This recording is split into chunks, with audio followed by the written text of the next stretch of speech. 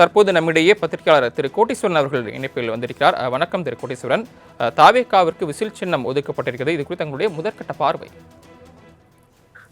நேயர்களுக்கு அன்பு வணக்கம். முதல்ல வந்து இது ஒரு நல்ல செய்திங்க. தமிழக வெற்றி கழகத்துக்கு இது ஒரு நற்செய்தி. ஏன்னா வந்து ஒரு ரெஜிஸ்டர்டு பார்ட்டி, ஆனால் ரெகனைஸ்டு பார்ட்டி இல்லை. அப்போ 234 தொகுதியில் அவங்க நிற்கிறாங்கன்னா ஒரே சின்னமாக இருந்தால் அந்த சின்னத்தை மக்கள்கிட்ட கொண்டு போய் சேர்க்கறது சுலபமாக இருக்கும். அந்த சின்னத்தை பொறுத்தவரைக்கும் அது ஒரு ஒரு சிறிய வடிவிலான ஒரு சின்னம். விசிலுன்றது எல்லா இடத்துலையும் கிடைக்கும். அது வந்து நீங்கள் ஊதியம் அதை பிரபலப்படுத்தலாம். இல்லை சிறுவர்கள், குழந்தைகள் அவங்களும் அடிக்கடி பயன்படுத்தக்கூடிய ஒரு விஷயம். அதனால் விசில் சின்னன்றது கொஞ்சம் சின்னத்தை வந்து பாப்புலர் பண்ணுறது கொஞ்சம் ஈஸி. ஒரு கட்சிக்கு வந்து எப்பவுமே ஒரு சின்னன்றது வந்து ஒரு முக்கியமான அடையாளம். இப்போது இந்த தேர்தலை வைத்து இவங்க இதை பண்ணுவாங்க. ஒருவேளை இது வந்து ஒரு வெற்றி சின்னமாக ஆச்சுன்னா இதே வைப்பாங்களா, இல்லை அதுக்கப்புறமா வேற ஒரு பொது சின்னத்துக்கு போவாங்களா அப்படின்றத நம்ம பார்க்குறோம். பட் இது வந்து செய்தியிலையும் இல்லாமல் இருக்குது. தாவேகாக்கு எதுவுமே சமீப காலமாக ஒரு நல்ல விஷயங்கள் அந்த மாதிரி எதுவும் நடக்கலை. அப்படி இருக்கும்போது சின்னம் ஒதுக்கப்படுறதுன்றது உள்ளபடியே ஒரு கட்சிக்கு, கட்சி தொண்டர்களுக்கு ஒரு சந்தோஷத்தை கொடுக்கும், ஒரு உற்சாகத்தை கொடுக்கும். அதே மாதிரி மக்கள் நீதி மையத்துக்கு டார்ச் லைட்டை வந்து ஃபைனலைஸ் பண்ணியிருக்காங்க, பேட்டரி டார்ச்சை. அதுவும் அவங்க முன்னாடி ஆல்ரெடி காந்தி சிலைக்கு முன்னாடிலாம் நின்று ஒரு கோவப்பட்டு தூக்கி எறிஞ்சதெல்லாம் நம்ம பார்த்துருப்போம். அவர் வந்து ஒரு அங்கீகாரத்தை நோக்கி போகுது. அதனால தான் அவங்களுக்கும் அந்த சின்னம் கொடுத்துருக்காங்க. இது மக்கள் நீதி மையத்துக்கும் சரி, தமிழக வெற்றி கழகத்துக்கும் சரி, இது ஒரு நல்ல செய்தி. அதே நேரத்தில் நீங்கள் சொன்னீங்க டார்ச் லைட் அவங்க மானிமால் எப்படி பயன்படுத்துனாங்கன்னு. இப்போ தாவேகா தரப்பில் இளைஞர்கள் அதிகமாக இருக்காங்க அப்படின்னு சொல்லப்படுது. அந்த வகையில் இந்த விசில் சின்னத்தை அவங்க எப்படி பயன்படுத்துவாங்கன்னு எதிர்பார்க்கலாம்? போகிற இடத்துலலாம் பைக்கில் எல்லாம் கழுத்தில் போட்டுன்னு அடிச்சுக்கினே போவாங்க. தியேட்டரில் அடிப்பாங்க, பீச்சில் அடிப்பாங்க, எங்கெங்கெல்லாம் புது இடம் இருக்கோ அங்கெல்லாம் அடிப்பாங்க. ஆல்ரெடி ஒரு மாதிரி டிஃப்ரெண்ட்டாக பிஹேவ் பண்ணுவாங்க.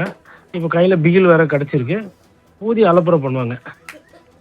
திரு கோட்டீஸ்வரன், தாவேகாவுக்கு விஜய் வந்து ஒரு முக்கியமான முகம், அவர் தான் முகமே தாவேகாவுக்கு. அந்த வகையில் தாவேகாவுக்கு வரக்கூடிய கூட்டணியிலையும் கூட்டணி கட்சிகளுக்கும் இந்த விசில் சின்னத்தை தான் நீங்கள் போட்டியிடணும் அப்படின்னு சொல்லி ஒரு ஒரு கோரிக்கை வைக்கணும்னு எதிர்பார்க்கலாமா? அதாவது ஃபஸ்ட்டு விஜய் தான் முகம், ஓகேங்களா? விசில் வச்சிருக்காரா, கிரிக்கெட் பேட் வச்சிருக்காரான்றதெல்லாம் அப்புறம். விஜய் அவர்கள் வந்து ஆட்சியில் அதிகாரத்தில் பங்குன்னு கூப்பிட்டுமே இன்னும் யாரும் போன மாதிரி தெரில. எல்லாம் விஜய் அப்படி, விஜய் இப்படி அப்படிலாம் சொன்னாங்க, ஆனால் யாரும் போகலை. அப்படி ஒரு வேளை போகிறவங்க கூட நாங்கள் எதுக்கு பிகில் நிற்கிறோம் விசிலில், நாங்கள் வேறு எதெல்லாம் சின்ன நின்று உங்களுக்கு எப்படி அங்கீகாரம் முக்கியம் அப்படின்னு நீங்கள் போயிட்டு நிற்கிறீங்களோ, அது மாதிரி நாங்கள் கூட எதனா பொது சின்னத்தில் நின்று தான் இது பண்ணணும். உதாரணத்துக்கு தமிழ் மாநில காங்கிரஸில் ஐயா ஜி.கே. வாசன் இருக்காரு. அவருமே வந்து பொது சின்ன நீங்கள் ரெட்டையில் நில்லுங்கனாலாம் இல்லைங்க நாங்கள் தனியாக தான் நிற்கிறோன்னுவாங்க. விசிகே வந்து சூரியனில் நில்லுங்கன்னாங்க. அதாவது ரெட்டையிலையும் உதயசூரியனும் ரொம்ப பாப்புலரான சின்னம், வெற்றி சின்னம் கிட்டத்தட்ட ரெண்டுமே. அந்த சின்னங்களில் நில்லுங்க அப்படின்னும் போது இல்லை நாங்கள் எங்களுக்குன்னு உண்டான அங்கீகாரம் வேணும் அப்படின்ட்டு தான் கடந்த தேர்தலில் போட்டிட்டு இருக்கிறாங்க. அப்படி இருக்கும்பொழுது பெரிய திராவிட கட்சிகள் கூடயே அந்த நிலைமையில் இருக்கும்போது தாவேகாவை நம்பி வரவங்க வந்து நாங்கள் அதெல்லாம் உடனேலாம் ஒத்துக்க மாட்டாங்க. கூட்டணி ஃபஸ்ட்டு போகணும், சீட்டு படியணும், அதுக்கப்புறம் தான் மூன்றாவது சின்னம். அதனால் இந்த விசிலுன்றது பார்க்குறதுக்கு அழகாக இருக்குது, இல்லை புது சின்னமாக இருக்குன்றது தான் எடுத்து எல்லாருமே வந்து கழுத்தில் பாட்டிக்கிட்டு அடிக்க ஆரம்பிச்சிட மாட்டாங்க. அந்த கட்சிக்காரங்களுக்கு கொண்டு தான் அது செட் ஆகும். திரு கோட்டீஸ்வரன், மற்ற விஷயங்களில் வந்துட்டு தாவேகாவுக்கு நெருக்கடி கொடுப்பதா சொல்லப்படுது ஆளும் கட்சியிலேருந்து. இதுக்கு நெருக்கடி கொடுக்கலையே, அவங்க கேட்டோன்னே கொடுத்துட்டாங்களே அப்படின்றப்போ இதை எப்படி பார்க்குறது? இல்லைங்க, அது வந்துட்டு ஒரு ஒரு விஷயம் ஓரளவுக்குனா நீங்கள் நியாயமாக இருக்கும் இல்லையா? இப்போ அவங்களுக்கு வந்து கூட்டம் கூடுது, போகிற இடத்துல நெருக்கடி இருக்குன்னா அதனுடைய போக்கு வேறு.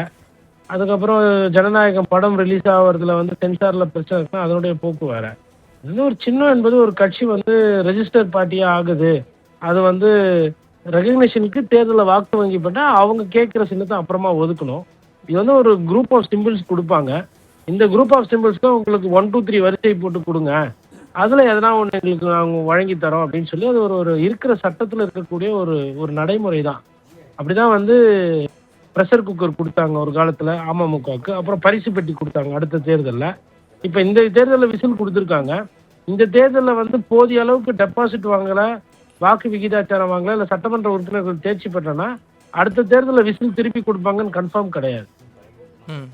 இன்னொன்றது ஃபர்ஸ்ட் டைம் எல்லாத்துலையும் நிற்கிறதுனால அந்த ப்ரொவிஷன்ஸ் கொடுக்குறாங்க. இதே விசில வேற யாருன்னா நாளைக்கு கேட்டாங்க அடுத்த தேர்தல்னா அது கையை மீறி போயிடும். இதே அவங்க வந்து ஒரு குறிப்பிட்ட செலவுல வாக்கு வாங்கிட்டாங்க, அவங்களுக்குன்னு ஒரு 5-6 எம்எல்ஏ வந்துட்டாங்க அப்படின்னா அப்போ விசில்ன்றது அவங்க வேணும்னா அதை வச்சுக்கலாம். அது வந்து விஜய் அவர்களோட முடிவு. விஜய்க்கு வேணும் இது நல்லா இருக்கு இந்த சின்னம்னா அவர் விசிலே வச்சுக்கலாம். இல்லைன்னா விசிலை கொடுத்துட்டு வேற எதனா ஒரு சின்னம் கூட அவர் இதை விட இது பெட்டர் சின்னம் வச்சுக்கலான்னு கூட அவர் கேட்டுவாங்க. இல்ல மேபி விசிலை விட வேற எதுனா கூட அவர் மனசுல வச்சிருப்பாரு. மேபி யானை கூட மனசுல வச்சிருந்துருக்கலாம். பட் யானை வந்து பகுஜன் சமாஜ் கிட்ட இருக்கு.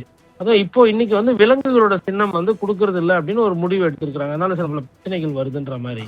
அதனால அவர் இன்னும் ஒரு பாப்புலரான சின்னம் கூட ஒரு மைண்ட்ல இருக்கலாம். இல்ல இது ஒருவேளை ஒரு நல்ல சின்னமா அமையுது, நிறைய இடத்துல வெற்றி பெறுறாங்க அப்படின்னா அந்த சின்னத்தை அவங்க தொடர்ந்துக்குவாங்க. பட் கூட்டணி கட்சிகள்லாம் அந்த சின்னத்துல நிப்பாங்களான்றது தெரியல. உதாரணத்துக்கு இப்ப பாஜகல வந்து போட்டியில இருந்து என்டிஏல வந்து திரு ஐயா ஓபிஎஸ் போய் நின்னாரு. அவர் வந்து பலாப்பழம் பரவாயில்லன்னு சொல்லிட்டு பழாப்பழத்துல நின்னாரு. இல்லைங்க, பலாப்பழத்தோட தாமரை கொஞ்சம் ஃபேமஸ்னா இல்ல எனக்கு அதெல்லாம் வேணாம், நான் சொந்தமாவே நின்னுக்கிறேன் அப்படின்ற ஒரு முடிவு தான் எடுத்தாரு. எதுக்குன்னா அவங்கவுங்க இந்த மாதிரி விஷயத்துல தன்னிச்சையா சிந்திச்சு செயல்படுவாங்க. அவங்க கட்சிக்கு எது முக்கியமோ அதை தான் எடுப்பாங்க. அவங்களுடைய வெற்றி வாய்ப்பை பொறுத்து மாறப்படலாம். வெற்றி வாய்ப்பு இப்போ ஒருவேளை விசில் பயங்கர பாப்புலரா ஆயிடுது, ஒரு பிரச்சாரம் வந்து விஜய் சாரே வந்துட்டு தெரு தெருவா வந்து பைக்லயோ இல்ல வந்து கார்லயோ இல்ல வேன்லயோ விசில் ஊதினே போய் பிரச்சாரம் பண்ணி 234 தொகுதியில விசில பயங்கர பாப்புலர் ஆக்கிட்டாருன்னு வச்சுக்கோ ஒரு பேச்சுக்கே. அப்ப அந்த கூட்டணியில போறவங்க இல்ல விசில்ல நின்னா இன்னும் கொஞ்சம் நமக்கு நல்லா இருக்கணும், எல்லாருக்கும் தொகுதி பூரா தெரிஞ்சிருக்குன்னு கூட அந்த முடிவு எடுக்கலாம். பட் நிர்பந்தம்லாம் பண்ண முடியாது. நீங்க எங்க கூட்டணி வரீங்க அதனால விசில்ல நில்லுங்க அப்படின்லாம் யாரையும் ஃபோர்ஸ் பண்ண முடியாது. ஃபர்ஸ்ட் கூட்டணிக்கு வரணும் யாருன்னா.